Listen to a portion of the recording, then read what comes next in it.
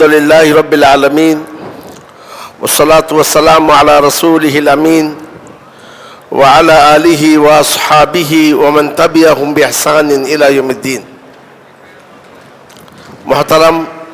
صدر اجلاس، جمعیت و جماعت کے ذمہ داران، علماء کرام اور حاضرین اجلاس، آج کے اس موقر اجلاس میں مجھے جس عنوان پر لب کشائی کے لیے کہا گیا ہے وہ ہے دین سے دوری اور اس کا حل۔ یہ عنوان دیکھنے میں تو بالکل سادہ سا عنوان ہے، مگر بڑی اہمیت کا حامل عنوان ہے۔ یہ وہ عنوان ہے جس کا تعلق ہم میں سے ہر شخص سے ہے، بادشاہ ہو یا رعیت، ذمہ دار ہو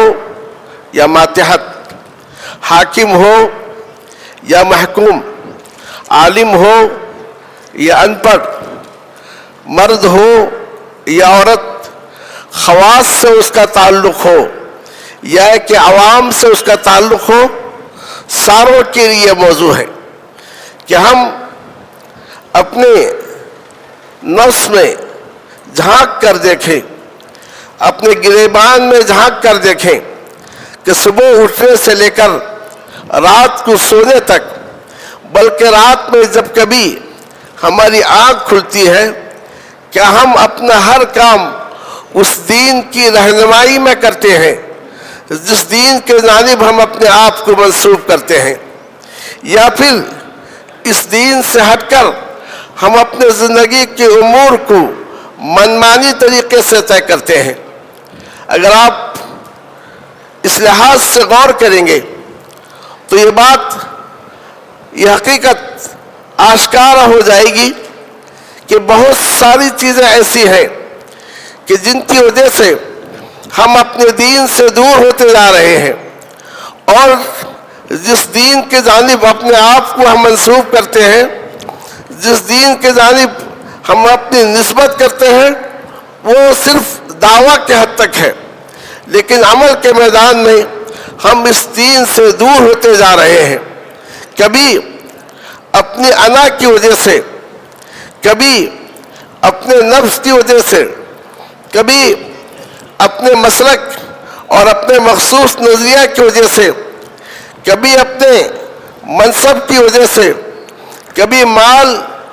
دولت کی خواہش کی وجہ سے، اور کبھی آباء اور اجداد کی تقلید کی بنیاد پر ہم کتاب اللہ اور سنت رسول اللہ کے نصوص کو اپنے پاؤں کے نیچے رونتے ہیں، اور اس طریقے سے محمد صلی اللہ علیہ وسلم کے نام پر مر مٹنے کے لیے تو تیار ہیں، لیکن آپ کے بتائے ہوئے طریقے پر عمل کرنے کے لیے تیار نہیں ہیں۔ قرآن مجید کی بے حرمتی کا واقعہ ہو تو اپنی جان دینے کے لیے تو تیار ہوتے ہیں، لیکن قرآن مجید کو اپنی زندگی میں نافذ کرنے کے لیے تیار نہیں ہیں۔ تو اس سے بڑھ کر تعجب کی بات کیا ہو سکتی ہے کہ ہمارا یہ ایمان ہے کہ وہ دین جسے ہم نے اپنایا ہے یہی سچا دین ہے۔ اس کے علاوہ جتنے ادیان پائے جاتے ہیں سارے کے سارے باطل ہیں،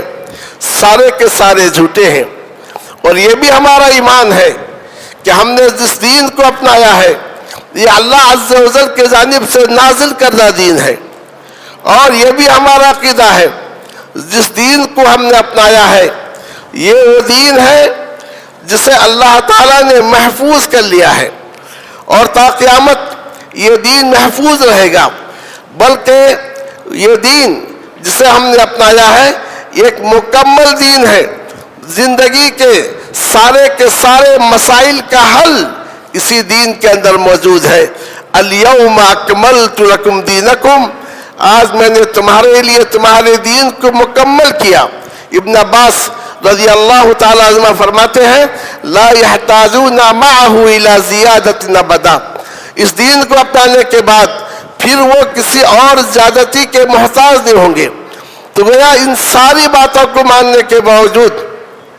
لیکن ہم یہ دیکھتے ہیں کہ ہم اس دین سے دور ہوتے ہوئے جا رہے ہیں۔ قرآن مجید میں اور احادیث صحیحہ میں وہ سارے کے سارے اسباب بتائے گئے ہیں جس کی وجہ سے انسان دین سے دور ہوتا ہوا جا رہا ہے۔ سورہ تکاثر میں اللہ رب العالمین نے فرمایا الہاکم التکاثر حتی زرتم المقابر، کثرت طلبی نے، مال کی کثرت طلبی،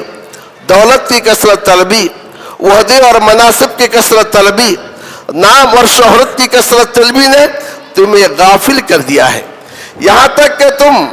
مرنے کے قریب بھی ہو چکے ہو، قبر میں اپنے پاؤں رکھ رہے ہو، اس کے باوجود تمہیں ہوش نہیں آ رہا ہے۔ حدیث شریف میں رسول اکرم صلی اللہ علیہ وسلم نے فرمایا ما اذئبانی جائعانی ارسل فی غنم، دو بھوکے بھیڑیے اگر انہیں کسی ریوڑ پہ بھیج دیا جائے وہ اس قدر ریوڑ کو نقصان نہیں پہنچاتے ہیں جتنا کہ مال اور وحدے کے لیے انسان کی حرص اس کے دین کو اور اس کے شرف اور عزت کو نقصان پہنچاتی ہے۔ تو گویا اس طریقے سے کثرت طلبی سے ہم دین سے دور ہو جاتے ہیں، وحدہ طلبی سے ہم دین سے دور ہو جاتے ہیں۔ اسی لیے نبی اکرم صلی اللہ علیہ وسلم نے کہا تھا کہ جو وحدہ مانگے ہم اس کو وحدہ نہیں دیں گے،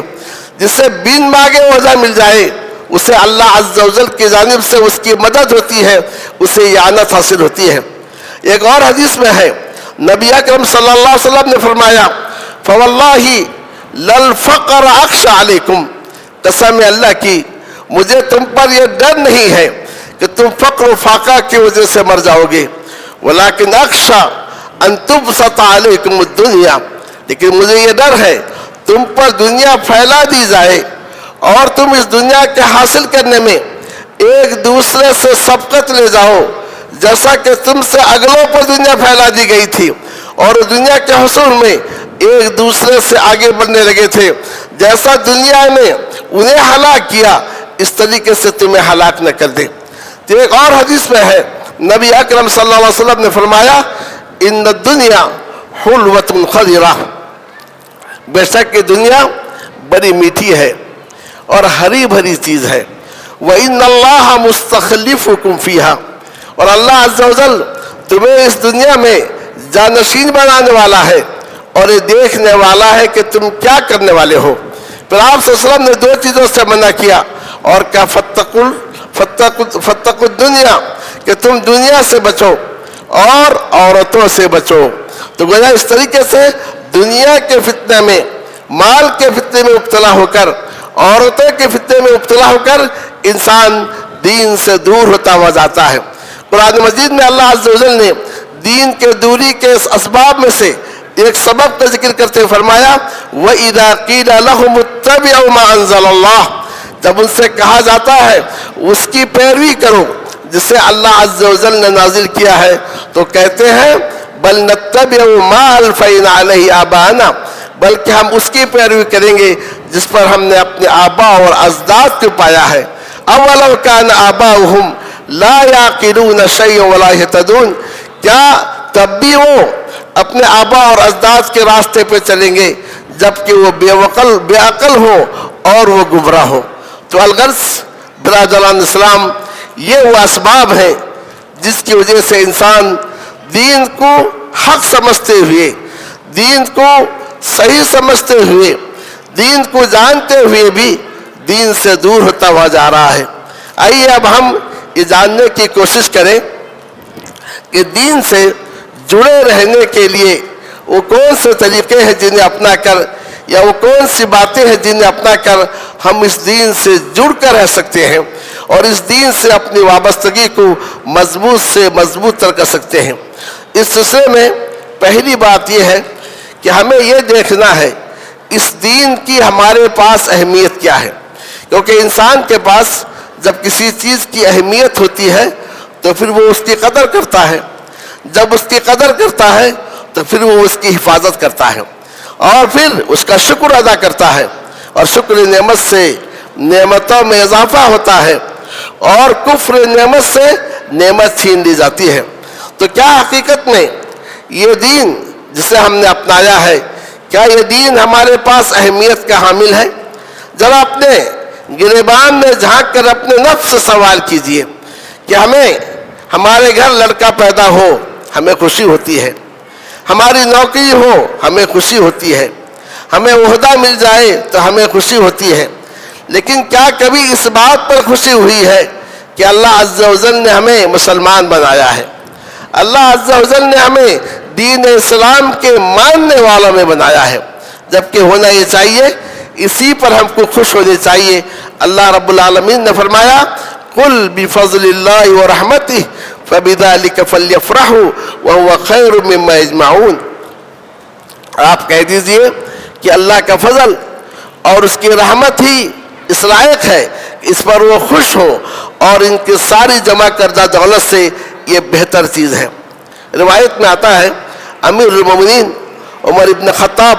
رضی اللہ تعالیٰ عنہ بیت المال کا جائزہ لے رہے تھے۔ جب آپ نے دیکھا بیت المال میں بہت سارے اموال جمع ہو چکے ہیں، سونے بھی ہے، چاندی بھی ہے، اونٹ بھی ہے، گائے بھی ہے، بکریاں ہیں، آپ خوش ہوتے جا رہے تھے۔ ایک وقت مسلمانوں کی وہ حالت تھی کہ درخت کے چھال کھاتے تھے، چمڑے پہ گزارا کرتے تھے۔ آج اللہ عز و جل نے اس دین کے بدولت یہ ساری کی ساری دولت دی ہے۔ تو ان کے غلام نے جب دیکھا کہ امیر المومنین اس دولت کو دیکھ کر خوش ہو رہے ہیں، فوراً غلام نے اس آیت کی تلاوت کی قُلْ بِفَضْلِ اللَّهِ وَبِرَحْمَتِهِ فَبِذَلِكَ فَلْيَفْرَحُوا وَهُوَ خَيْرٌ مِّمَّا يَجْمَعُونَ۔ مگر امیر المومنین نے فوراً اپنے غلام کو ڈانٹا، کہا یہ اللہ کا فضل نہیں ہے، یہ دولت اللہ کی رحمت نہیں ہے، یہ اونٹ یہ گائے یہ فضل نہیں ہے، بلکہ اس آیت میں فضل سے مراد یہ ہے اللہ نے ہمیں اسلام دیا، اسلام والا بنایا، اللہ عز و جل نے ہمیں قرآن دیا، قرآن والا بنایا ہے۔ تو برادران اسلام، سب سے پہلی بات یہ ہے کہ ہم یہ احساس اپنے اندر پیدا کریں کہ ہم سارے دنیا کے لوگوں سے بہتر ہیں، کیونکہ اللہ عز و جل نے ہمیں اس دین کا ماننے والا بنایا ہے۔ تو یہ اللہ عز و جل کی بڑی توفیق ہے، اور اللہ عز و جل کا ہم پر بڑا فضل ہے۔ جب ہم اس نعمت کا احساس کریں گے تب ہم اس نعمت کی قدر بھی کریں گے۔ قرآن مجید میں اللہ عز و جل نے دین اسلام کو نعمت قرار دیا ہے، جیسا کہ ایک جگہ اللہ عز و جل نے فرمایا بَلِ اللَّهُ يَمُنُّ عَلَيْكُمْ أَنْ هَدَاكُمْ لِلْإِيمَانِ۔ اللہ تم پر احسان جتلاتا ہے کہ اس نے تمہیں ایمان کی ہدایت دی ہے۔ ایک اور جگہ اللہ عز و جل نے فرمایا لَقَدْ مَنَّ اللَّهُ عَلَى الْمُؤْمِنِينَ إِذْ بَعَثَ فِيهِمْ رَسُولًا مِّنْ أَنفُسِهِمْ يَتْلُو عَلَيْهِمْ آيَاتِهِ وَيُزَكِّيهِمْ وَيُعَلِّمُهُمُ الْكِتَابَ وَالْحِكْمَةَ۔ اللہ مومنوں پر احسان جتلاتا ہے کہ انہی میں سے ان میں ایک رسول کو بھیجا۔ تو گویا ہم کو جو یہ دین ملا ہے اور ہم جو اسلام کی امت میں سے ہیں، یہ اللہ عز و جل کا ہم پر بہت بڑا احسان، بہت بڑا کرم ہے۔ صحابہ کرام اپنی مجلسوں میں اس چیز کا ذکر کرتے تھے، جیسا کہ ایک صحیح حدیث میں ہے نبی اکرم صلی اللہ علیہ وسلم کا گزر صحابہ کی ایک جماعت سے ہوا جو مسجد میں حلقہ بنا کر بیٹھے ہوئے تھے۔ آپ صلی اللہ علیہ وسلم نے ان سے پوچھا کہ ما اجلسکم، تم یہاں کیوں بیٹھے ہوئے ہو، کس نے تمہیں یہاں بٹھایا ہے؟ انہوں نے کہا جلسنا نذکر اللہ،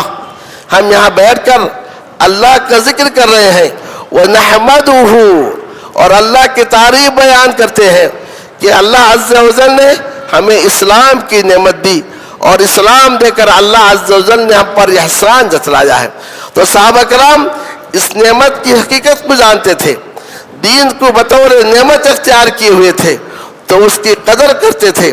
اور اس باہر اس چیز سے بچتے تھے جس سے یہ نعمت چھین دی جائے۔ تو لہذا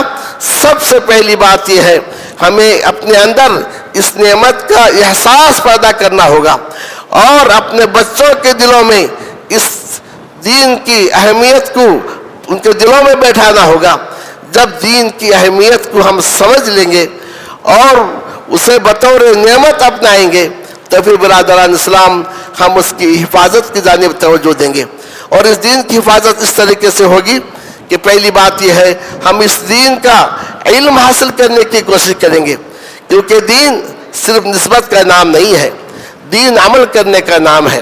جب آپ یہ جانیں کہ اللہ کا آپ پر بڑا احسان ہے کہ اللہ نے آپ کو مسلمان بنایا ہے، تو پھر آپ پر یہ ضروری ہے کہ آپ یہ جانیں کہ وہ کون سی باتیں ہیں جن سے اللہ خوش ہوتا ہے، وہ کون سی باتیں ہیں جن سے اللہ عز و جل ناراض ہے،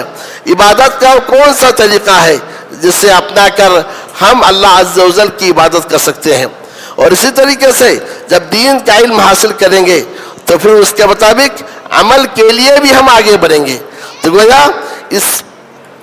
نعمت کے احساس کے بعد ہم علم کے جانب بھی آگے بڑھیں گے، اور علم کے ساتھ عمل کے میدان میں بھی آگے بڑھیں گے۔ صرف یہ نہیں کہ علم اور عمل کو اپنائیں گے، بلکہ ہماری خواہش یہ ہوگی، ہم میں یہ طلب ہوگی کہ ہمارے ساتھ اٹھنے بیٹھنے والے، ہمارے اڑوس پڑوس میں رہنے والے،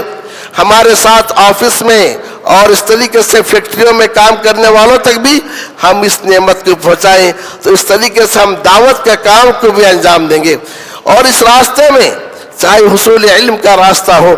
چاہے عمل کا راستہ ہو، یا ایک دعوت کا راستہ ہو، جو بھی تکلیف ہوگی ہم اسے خوشی خوشی قبول کریں گے۔ تو لہذا ان ساری باتوں کے لیے ضرورت اس بات کی ہے کہ ہم اپنے اندر یہ احساس پیدا کریں کہ یہ جو دین ہمیں ملا ہے یہ ساری نعمتوں میں سب سے بڑی نعمت، اور سارے احسانات میں اللہ عز و جل کا سب سے بڑا احسان ہے۔ تو یہ ہے پہلی بات۔ اگر یہ چیز ہم اپنے اندر پیدا کر لیتے ہیں تو پھر اس دین کے تعلق سے ہمارا جو تعلق ہے، اس دین سے جو وابستگی ہے، مضبوط سے مضبوط تر ہوگی۔ اور دوسری بات یہ ہے کہ انسان اللہ عز و جل کے احکام پر عمل کیوں نہیں کرتا ہے؟ اللہ عز و جل نے جن چیزوں سے روکا ہے ان سے رکتا کیوں نہیں ہے؟ اگر آپ غور کریں گے تو یہ بات واضح ہوگی کہ ہمارے دلوں سے اللہ عز و جل کی عظمت غائب ہو چکی ہے۔ جب کسی سرکاری محکمہ سے ہمیں کوئی لیٹر آئے تو فوراً ہم اسے نافذ کرنے کے لیے تیار ہوتے ہیں، ہمیں جاننے کی کوشش کرتے ہیں حکم کس کے پاس سے آیا ہے، منع کس کے پاس سے ہے۔ اگر اللہ عز و جل کی عظمت ہمارے دلوں میں بیٹھ جائے تو پھر اللہ عز و جل کے اوامر کو بجا لانے میں اور اس کے نواہی سے بچنے میں کوئی دیر ہم نہیں کریں گے، فوراً ہم مجا لائیں گے۔ اس لیے آپ دیکھیں گے کہ دن میں 5 مرتبہ مسجد کے میناروں سے اللہ عز و جل کی عظمت کا اعلان کیا جاتا ہے، اللہ اکبر اللہ اکبر اللہ اکبر اللہ اکبر، اللہ سب سے بڑا ہے، اللہ سب سے بڑا ہے۔ تو اس اذان کے پیچھے مقصد یہ ہے کہ ہمارے دلوں میں اللہ عز و جل کی عظمت بیٹھ جائے۔ اور اسی طریقے سے جب ہم نماز کے لیے کھڑے ہوتے ہیں، ایک رکن سے دوسرے رکن کے جانب جب منتقل ہوتے ہیں اللہ اکبر کہتے ہیں۔ تو گویا ان کلمات کے ذریعے سے ہمارے دلوں میں اللہ کی عظمت کا سکہ بیٹھایا جاتا ہے، حتیٰ کہ جب آپ رکوع میں جاتے ہیں تو کہتے ہیں سبحان ربی العظیم، پاک ہے میرا رب جو عظمتوں والا ہے۔ سجدے میں جاتے ہیں تو کہتے ہیں سبحان ربی الاعلی، پاک ہے میرا رب جو سب سے اونچا ہے۔ اعلیٰ اپنی ذات کے لحاظ سے سب سے اوپر ہے، یعنی 7 آسمانوں کے اوپر عرش پر بلند ہے، اور اس طریقے سے قدر کے لحاظ سے، احترام کے لحاظ سے، مرتبہ کے لحاظ سے سب سے اونچا مرتبہ والا ہے۔ وما قدر اللہ حق قدری، انہوں نے اللہ کی قدر نہیں کی جیسا کہ قدر کرنے چاہیے تھی۔ اور تیسری بات یہ ہے قوت اور غلبہ کے لحاظ سے اس کے مقابل میں کوئی نہیں، ہر ایک پر وہ غالب ہے۔ تو اس طریقے سے اللہ عز و جل کی عظمت جب دل میں بیٹھ جائے تو پھر اس دین پر عمل کرنا انسان کے لیے آسان ہو جاتا ہے۔ سخت سردی ہو، سخت گرمی ہو، لیکن ہر حالت میں وہ اپنے رب کی اطاعت پر قائم ہوتا ہے۔ اسی لیے بعض سلف نے کہا لا تنظر الی صغر الخطیہ، تم یہ مت دیکھو تم جو گناہ کر رہے ہو وہ چھوٹا گناہ ہے یا ایک بڑا گناہ ہے، لیکن یہ دیکھو کہ تم کس کی نافرمانی کر رہے ہو، تم کس ذات کے کس کے حکم کو تم ٹال رہے ہو۔ تو گویا انسان کے دلوں میں جب اللہ عز و جل کی عظمت بیٹھ جائے تو پھر اس دین پر عمل کرنا اس کے لیے آسان ہو جائے گا، بغیر کسی کے کہے، بغیر کسی کے بلائے وہ خود اپنے آپ کا محاسبہ کرے گا، ہر چھوٹی اور بڑی چیز میں دیکھے گا کہ میرے رب کا حکم کیا ہے۔ ایک مثال آپ کے سامنے ہے کہ جب اللہ کی عظمت دلوں میں بیٹھ جاتی ہے تو اس کے انسان پر کیا اثرات مرتب ہوتے ہیں۔ ابو مسعود رضی اللہ تعالیٰ عنہ کہتے ہیں کہ ایک موقع پر مجھے اپنے غلام پر غصہ آیا اور میں اپنے غلام کو مارا جا رہا تھا، پیچھے سے کوئی آواز آ رہی تھی جسے میں سمجھ نہیں پا رہا تھا۔ جب وہ آواز قریب ہوئی تو میں نے دیکھا نبی اکرم صلی اللہ علیہ وسلم دوڑے آ رہے ہیں اور کہتے ہیں یہ علم ان اللہ اقدر علیک منک علی ھذا الغلام، اے ابو مسعود جان لو اس غلام پر تمہاری جتنی قدرت ہے اس سے کہیں زیادہ اللہ عز و جل تم پر قادر ہے۔ جب نبی اکرم صلی اللہ علیہ وسلم نے اللہ کی اس عظمت کو یاد دلایا تو اس کے نتیجے میں ابو مسعود نے فوراً کہا ہوا حر لوجہ اللہ، ان کے ہاتھ میں سوٹا تھا،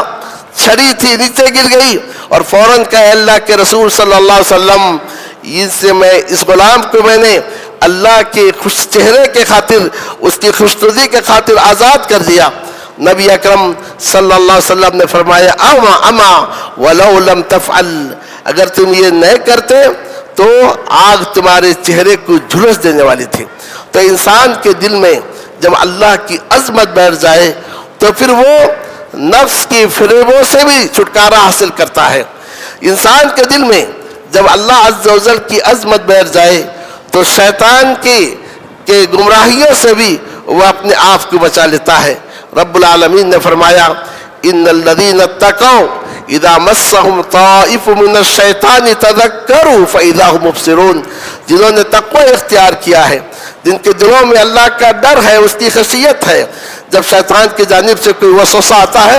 اللہ کو یاد کرتے ہیں، ان کی آنکھ کھل جاتی ہے، شیطان کے چال سے اپنے آپ کو بچا لیتے ہیں۔ اور اس طریقے سے اگر انسان سے کبھی گناہ بھی سرزد ہو جائے بشری تقاضے کی بنیاد پر، لیکن جب وہ اللہ کی عظمت کو یاد کرتا ہے تو فوراً توبہ کا دروازہ کھٹکھٹاتا ہے اور اپنے آپ کو گناہوں سے دھلنے کی کوشش کرتا ہے، ندامت کے آنسو بہاتا ہے۔ رب العالمین نے فرمایا والذین اذا فعلوا فاحشۃ او ظلموا انفسهم ذکروا اللہ، کہ وہ لوگ جب ان سے کوئی برائی سرزد ہوتی ہے یا اپنے آپ پر ظلم کرتے ہیں تو اللہ کو یاد کرتے ہیں، اس کی عظمت کو یاد کرتے ہیں، فاستغفروا لذنوبہم، اپنے گناہوں کے لیے مغفرت چاہتے ہیں، ومن یغفر الذنوب الا اللہ، کون ہے اللہ کے سوا جو گناہوں کو معاف کرنے والا ہے۔ تو وہ آج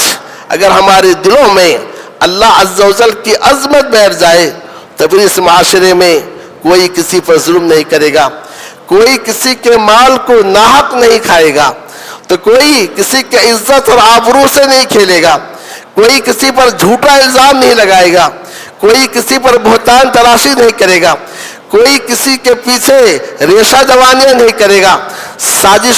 کوئی کسی کے پیچھے سازش نہیں کرے گا۔ کیوں؟ یہ ضرورت ہے اس بات کی کہ اللہ کی عظمت اس کے دل میں بیٹھ جائے۔ جب اللہ کی عظمت انسان کے دل میں بیٹھ جاتی ہے تو پھر وہ سوچتا ہے، تو پھر اس کو یقین ہوتا ہے میں رات کے اندھیرے میں کوئی کام کروں یا دن کے اجالے میں کروں، وہ رب العالمین مجھے دیکھتا ہے۔ رب العالمین نے فرمایا ما من نجوى من ثلاثة الا هو رابعهم، کوئی 3 افراد مل کر سرگوشی کرتے ہیں تو چوتھا اللہ ہوتا ہے، کوئی 5 افراد مل کر سرگوشی کرتے ہیں تو چھٹا اللہ ہوتا ہے، اور اس طریقے سے اللہ ہمیشہ ان کے ساتھ ہے، ان کے ساتھ ہے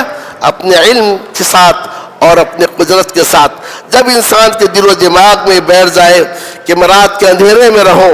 دن کے اجالے میں رہوں، لوگوں کے ساتھ رہوں، تنہا رہوں، میرا رب مجھے دیکھ رہا ہے اور وہ مجھے سزا دینے پر بھی قادر ہے، مدد کرنے پر بھی قادر ہے، تو پھر برادران اسلام ہماری زندگی سدھر جائے گی، زندگی میں انقلاب پیدا ہوگا اور دین سے ہم جڑتے ہوئے جائیں گے۔ تو یہ 2 باتیں یاد رکھیں۔ پہلی بات یہ ہے دین کی اہمیت کو سمجھنے کی کوشش کیجئے کہ دین اسلام بہت بڑی نعمت ہے، یہ احسان عظیم ہے جو اللہ عز و جل نے ہمیں دیا ہے۔ اور دوسری بات یہ ہے کہ اللہ عز و جل کی عظمت کو اپنے دل میں بٹھائیں اور اپنے بچوں کے دلوں میں رب العالمین کی عظمت کو بٹھائیں۔ جب یہ عظمت بیٹھ جائے تو پھر انسان کی خود بخود اصلاح ہو جائے۔ حدیث شریف میں ہے، نبی اکرم صلی اللہ علیہ وسلم نے فرمایا، کل قیامت کے روز لوگوں کو جب اٹھایا جائے گا اس حال میں ننگے بدن ہوں گے، بغیر ختنہ کے ہوں گے،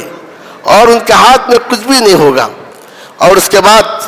ایک آواز آئے گی، انا الملک وانا الدیان، میں بادشاہ ہوں، میں بدلہ دینے والا ہوں۔ لا ينبغي لأهل النار ان يدخل النار، کسی جہنمی کے لیے حق نہیں کہ جہنم میں داخل ہو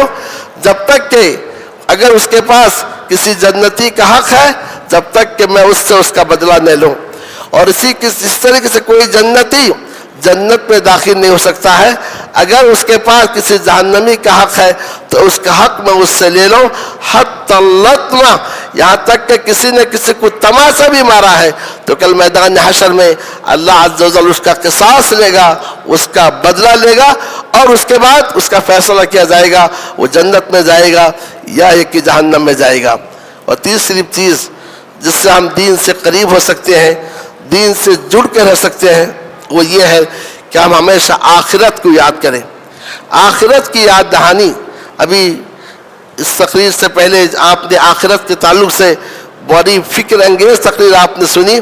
آخرت کی یاد اگر ہمارے دل میں بیٹھ جائے تو انسان کی زندگی سدھر جائے اور اس دین سے جڑ کر رہے۔ اسی لیے حدیث شریف میں ہمیں بار بار کہا گیا ہے کہ تم آخرت کو یاد کرو، حتیٰ کہ قبر کی زیارت کا حکم دیتے ہوئے کہا لا فزوروها فإنها تذکر الآخرہ، قبروں کی زیارت کرو کیونکہ اس سے آخرت کی یاد آتی ہے اور دنیا سے بے رغبتی پیدا ہوتی ہے۔ آخرت کی یاد جب انسان کے دل و دماغ میں بیٹھ جائے تو اس کا اثر یہ ہوتا ہے کہ وہ ہمیشہ یہ سوچتا ہے کہ کل اپنے ہر چھوٹے اور بڑے عمل کا مجھے اللہ عز و جل کے پاس حساب دینا ہے۔ جب اللہ عز و جل کے پاس حساب دینا ہے تو پھر اس طریقے سے وہ اپنی زندگی گزارنے کی کوشش کرتا ہے۔ کتنے ایسے صحابہ ہیں ان سے کوئی چھوٹی موٹی غلطی ہو گئی، حتیٰ کہ ایک صحابی کے بارے میں آتا ہے کہ ماہ رمضان میں انہوں نے اپنی بیوی سے جماع ہم بستری کر لی، اس کے بعد احساس ہوا۔ نبی اکرم صلی اللہ علیہ وسلم مسجد میں اپنے صحابہ کے ساتھ بیٹھے ہوئے تھے، دوڑے ہوئے آتے ہیں اور اس کے بعد کہتے ہیں ہلکت یا رسول اللہ، اے اللہ کے رسول صلی اللہ علیہ وسلم میں تو ہلاک ہو گیا۔ روایت میں ایسا بھی ہے کہ اپنے گال کو نوچ رہے تھے، بال کو نوچ رہے تھے، پریشان حال تھے۔ کہا وما اہلکک، کس چیز نے تمہیں ہلاک کیا؟ کہا میں نے رمضان کے دن میں اپنی بیوی سے میں نے ہم بستری کر لی۔ تو اس طریقے سے انسان کے دل میں اگر آخرت کا احساس ہو تو آخرت کی یاد ہو تو پھر اس احساس میں زندگی گزارے گا کہ جو بھی میں کروں گا مجھے کل اس کا حساب دینا پڑے گا۔ آخرت کی یاد انسان کے اندر مسئولیت کو جگاتی ہے کہ کل اس سے ضرور پوچھا جائے گا۔ جیسا کہ ایک روایت میں ہے فضیل ابن عیاض رحمہ اللہ نے ایک شخص کو دیکھا کہ وہ ایک جنازے میں جا رہا ہے۔ انہوں نے اس کو روک کر پوچھا کہ تمہاری عمر کتنی ہے؟ کہا 60 سال میری عمر ہے۔ تو فضیل ابن عیاض نے کہا اس کا مطلب یہ ہے 60 سال سے تم اپنے منزل کی جانب رواں دوا ہو، جلد ہی تم اپنے منزل تک پہنچ جاؤ گے۔ تو اس نے کہا انا للہ و انا الیہ راجعون۔ تو فضیل ابن عیاض نے اس سے کہا تم نے جو ابھی کلمہ پڑھا ہے کیا تمہیں اس کا معنی معلوم ہے کہ ہم اللہ کے لیے ہیں اور اللہ کی طرف ہمیں لوٹنا ہے؟ اگر تمہیں یہ یقین ہے کہ اللہ کی طرف تمہیں لوٹنا ہے تو پھر یہ بھی یقین کر لو کہ اللہ کے سامنے تمہیں کھڑا ہونا بھی ہے، اور جب یقین کر لو اللہ کے سامنے تمہیں کھڑا ہونا ہے تو پھر یہ بھی یقین کر لو تم سے پوچھا جائے گا، لہذا جواب کی تیاری کر لو۔ اور اس نے کہا فضیل اب کوئی راستہ بتاؤ، کوئی حیلہ بتاؤ۔ تو انہوں نے کہا اب جو تمہاری بقیہ زندگی ہے اسے نیکیوں میں گزارو، اچھائیوں میں گزارو، گناہوں سے بچتے ہوئے گزارو، اس کا فائدہ یہ ہے کہ بقیہ زندگی میں تمہارے لیے نیکیاں لکھی جائیں گی اور پچھلی زندگی میں جو تمہارے گناہ تھے وہ مٹ جائیں گے۔ تو لہذا برادران اسلام، اس سے بات معلوم ہوئی کہ آخرت کی یاد دلوں میں ہونی چاہیے، آخرت کے احساس کے ساتھ زندگی گزارنی چاہیے کہ ہم جو بھی عمل کریں کل قیامت کے روز اس کے تعلق سے ہم سے پوچھا جائے گا۔ حدیث شریف میں ہے، رسول اکرم صلی اللہ علیہ وسلم نے فرمایا کہ لا تزول قدم عبد یوم القیامہ، قیامت کے روز بندے کے دونوں پاؤں اس وقت تک آگے نہیں بڑھیں گے جب تک کہ 4 چیزوں کے تعلق سے پوچھا نہ جائے۔ اس کی عمر کے تعلق سے کہ عمر کو اس نے کہاں لگائی ہے، جوانی کے تعلق سے پوچھا جائے گا، جوانی کو اس نے کیسے استعمال کیا ہے، علم کے تعلق سے پوچھا جائے گا، علم پر کیا عمل کیا ہے، مال کے تعلق سے پوچھا جائے گا، مال اس نے کیسے کمایا، اور پھر اس طریقے سے اس مال کو اس نے کہاں لگایا، اس مال کو اس نے کہاں خرچ کیا۔ مسئولیت کہ مجھے پوچھا جائے گا، یہ احساس اگر انسان کے اندر پیدا ہو جائے تو قدم قدم پھونک پھونک کر رکھے گا۔ نبی اکرم صلی اللہ علیہ وسلم نے فرمایا کلکم راعٍ وکلکم مسئول عن رعیتہ، تم میں کا ہر شخص چرواہا ہے اور اسے اپنے رعیت کے تعلق سے کل قیامت کے روز پوچھا جائے گا۔ تو یہ وہ چند باتیں ہیں کہ ہم اس دین کی اہمیت کو سمجھیں جو دین کے اللہ عز و جل نے ہمیں عطا کیا ہے، اور اللہ عز و جل کی عظمت کو اپنے دل میں بیٹھائیں اور ہمیشہ آخرت کو یاد کرتے رہیں، تو اس کا نتیجہ یہ نکلے گا کہ اس کی وجہ سے ہماری زندگی میں سدھار آئے گی اور اس طریقے سے ہم اس دین سے جڑ کر رہیں گے، اور بے دینی کی جو لہر چل پڑی ہے اس سے ہم اپنے آپ کو اور اپنے معاشرے کو انشاءاللہ بچائیں گے۔ اللہ رب العالمین سے میری دعا ہے کہ اللہ عز و جل کہنے اور سننے سے زیادہ عمل کرنے کی توفیق عطا فرمائے۔ وصلی اللہ تعالی علی النبی الکریم وعلی آلہ وصحبہ اجمعین۔